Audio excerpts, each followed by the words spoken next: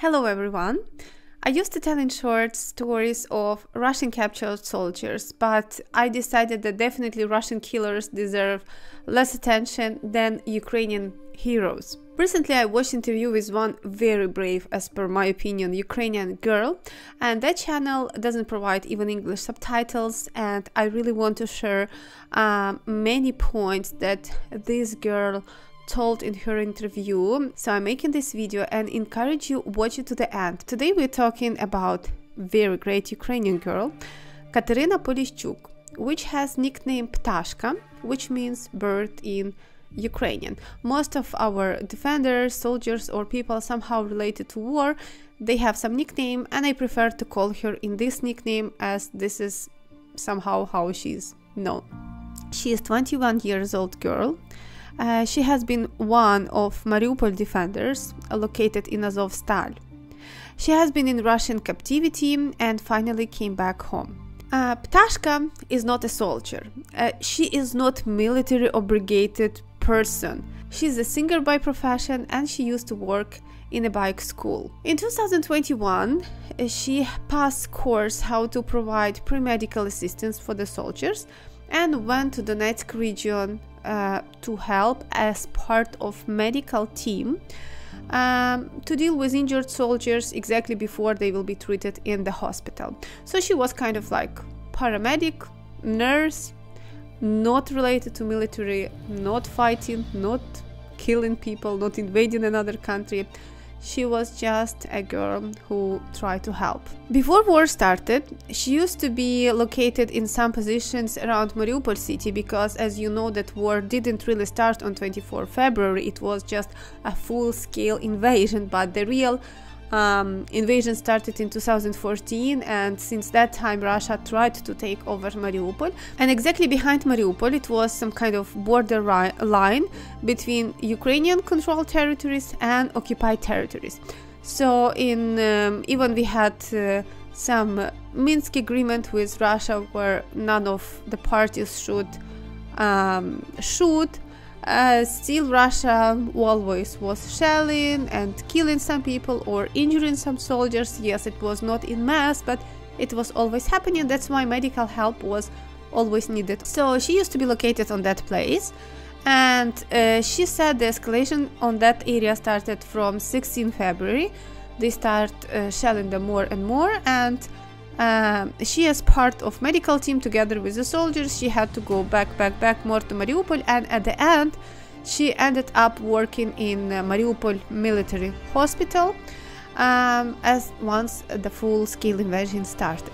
In some moment Russia hit hospital by the bomb and it got totally destroyed, this military hospital, and all this team with the soldiers, they had to go to different industrial plants in bunkers, try to treat them there, and at the end all of them ended up being in Azovstal, in its basements, until they had order to surrender and go to Russian captivity. So that's a short story. First thing which surprises me, it was amount of death in Mariupol. So Mariupol morgue, one time they published some numbers that it was about 60,000 dead civilians. And the interviewer, the girl, asked Ptashka, what do you think, is it true? And she said that she believes it is not true and it is much more, because she said once she was driving around her team and she was driving around city on that moment, she saw that there is so many people was burned actually with the building, so you will never be able to identify how many people actually was inside. So many people considered that they disappear and nobody knows about them, so they will not be counted as dead. And so many people was buried in the yards of the houses, in between houses, so also these people was not part of the people who was counted in morgue even. So it was about 80,000 or maybe more deaths of civilians, and this is very crazy really to think about, because imagine Mariupol was a city of 500,000 people, and for sure many people left in the first days of invasion.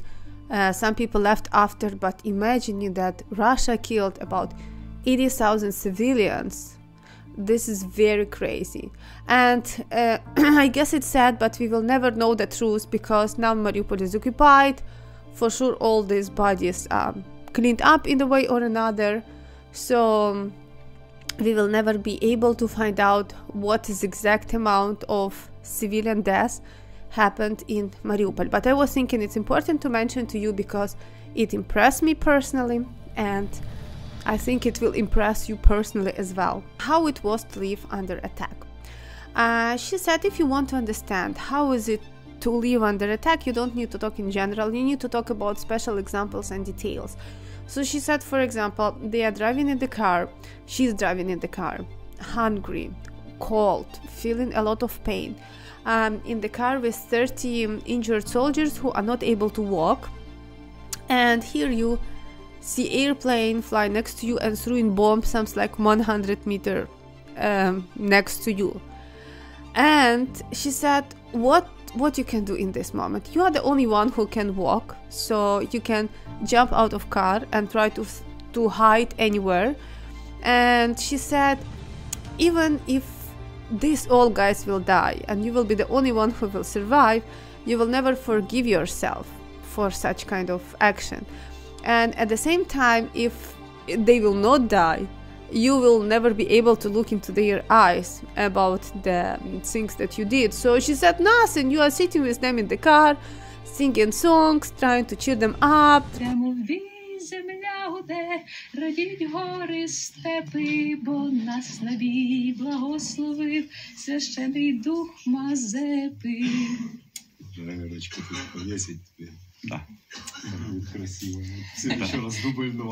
In this war, she lost two super important people for herself. One was her friend and another was her boyfriend. So regarding her friend, first I really like how she described. She said, friendship in such conditions, when you are living under all these circumstances, and once you are in the front line and like all these kind of things happening around you, and you are actually dying in your mind many times during the day, you are all sleeping together in cold, you're all having no food, you all have pain, you share one cookie between 4 people. And she said you are gaining such kind of, or building such kind of relation and connection to people that you cannot compare it to anything in civilian life. It's not like this is your loved person, like your lover. It's not like your friend that you can have in normal civilian world. This is something totally much more. You are super connected with the person. You are so much tied to each other. And this is how she had one of her friends. And in one day she used to work in the military hospital. They brought this guy to the surgery. She came to visit him in this surgery room, and in that moment exactly Russia attacked their hospital. So many things fall on her, on him, on everywhere. They all got, their body was totally cut by shrapnels. And she said her friend actually died on her hands from the loss of blood, because there was no electricity, there was no option to give him medical help, and that was a huge stress for her. She said she cried, she shouted in the way that she could never imagine it could happen, and that at all not with her, with anybody. So she said you are living very crazy emotions, and this is, and I'm just thinking that she was just at 21, you know, this is such a young age to have such crazy life experience. So this guy died, and she said it was really hard for her. And the next day they bring her boyfriend, they was gonna get married with this guy, and he also died. And she said actually the good point that she really valued, that she was able to see their bodies. And she said that yes, for any civilian it sounds very crazy, you know, to see the body of the dead person. But she said during the war it's actually could be rare case sometimes when you are able to see the body, you're able to say goodbye, and this is already very great and appreciated, even if you cannot talk with person. Another impressive thing for me was a lifestyle. So the interviewer girl, she asked her, how is the lifestyle, how did you live once you already evacuated at the end after hospital was bombed. They all go to one plant, to many bunkers actually, and then they ended up in Azovstal. She said, yeah, that was very crazy. First, you are living in constant cold, and in Ukraine it was actually the time from March to May when it was all over these bunkers, and in March you can have something like -15. In April usually you can have something like around 10, so you still need to have a heating, because we have heating till middle of May, till middle of April, because it's really cold. And yeah, May could be warmer, about 20 degrees or something.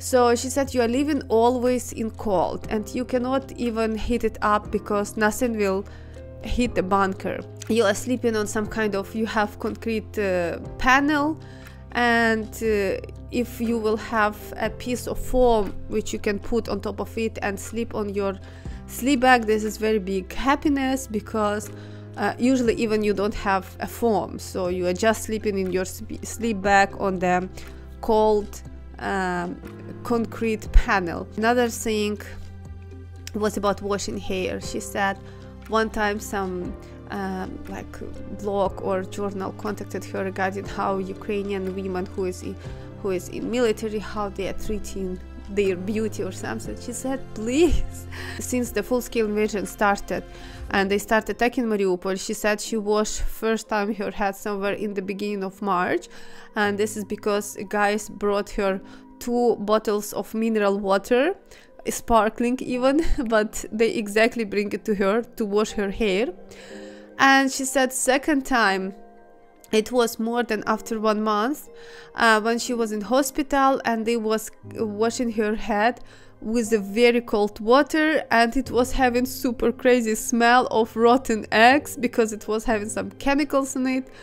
And yeah, then the next time I don't remember what she said, but it was definitely something like more even than once in a month. Plus, she said about the water was super in shortage, they didn't have water, but they tried to maintain some kind of hygiene for sure, because it's very important anyway. And they was using wet tissues, wipes, then when this finished, at least some kind of sanitizers, just to clean the face. And the crazy thing, she said that, yeah, because you actually always have some explosions, and while you are sitting between all this concrete and bunkers, you always, every time you have on your face, on your body, actually on your face at least, because it's not covered by any clothes, you have dust from concrete, dust from iron, dust from so many other chemicals, and this is all appearing in your face, in your hands, in your body, and you cannot really easily wash it out. Even maybe with water it's not easy, but they didn't have enough water, so they didn't use water, and you are just trying to use some kind of wipes or whatever, sanitizers, to clean it a bit from your face and skin.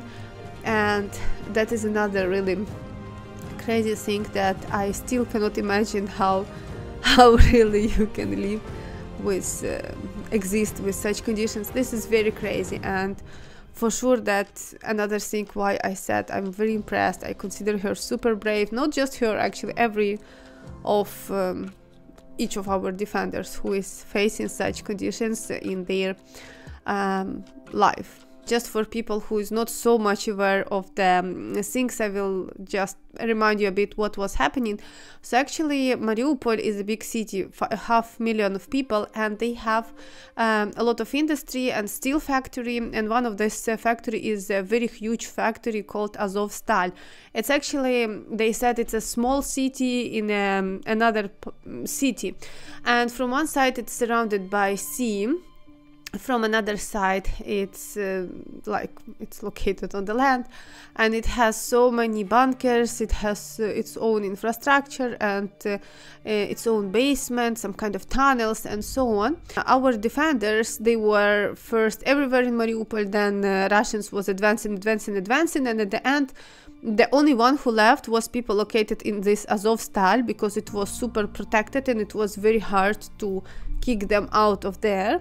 And Ukrainians in that moment, they lost totally supply with Azovstal. They had no connection, no food supply, no weapon supply, nothing at all, not from the sea, not from the land. So these people was totally surrendered. And it was about, I guess, 2,000 people at the end remained there. And it was not all of them was defenders or military. Many people had, or it was somebody from military who bring his family and kids to there, and there was just some civilians also remaining there. So it was a very big problem, because there was no way for them to get out, or they had no chances to have, for example, counterattack and get out of that place by any means. So it was just matter of time when Russia finally will kill all of them, and they was bombing them so much, they was throwing all kind of bombs. But again, because Azovstal is very protected and it was built in Soviet times, I guess also in case of some kind of nuclear war, it was also very hard from Russia to kick them out of there. So it was some kind of dead end. And there was so many arrangements, so many agreements with Russia at the end to let these people safely go out of Azovstal. They will be all considered surrendered soldiers. They will be all brought to the Russian captivity, but they will have life and they will not die. And it was some kind of an order to stop fighting and go and surrender. And she said they didn't expect that. They was able to die all. They know that they will all die. And they was promising them that nobody will torture you, nobody will kick you, you will have good food, you will have good conditions. And she said for sure it was all lie. But they didn't talk a lot about captivity. They didn't talk almost about captivity, because there is still so many people remain in Russian prisons, and they don't want to say something that to make these people more troubles. That's why she said not now, maybe later, after everybody would be free from there. Then they can talk about more details. In some moment, Ukraine was evacuating some people from Azovstal, from Mariupol, by helicopters. And she had one friend. He was already 3 times injured. He didn't want to fight. He wanted to go home so much. And he got be one of in the list who will go to these helicopters, and he will fly to Ukraine. And with him, she gave 2 letters to her mom, so he can send to her mom. She said one letter, it was about if she is still alive, and another letter if she is already dead. And both letters was something like, it was my choice, I'm not feeling sorry for anything, and all these kind of things. But these helicopters was also shut down by Russia, and all people who was flying there, they died, and her letters also wasn't sent. The whole interview is 2 hours. See, I tried to make it shorter. She talks so much about so many thoughts. She is super wise girl as per her age, and she is really deserved to be respected, you know. But yeah, I catch for you the most interesting facts, and I really expect your feedback. And if you want to promote this video, please don't forget to press the like button, write your comments, share this video, so more people will get to know how was the things in Mariupol. Okay guys, thanks for watching this video.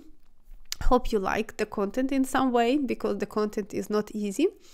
And subscribe to see more videos in future. Bye bye.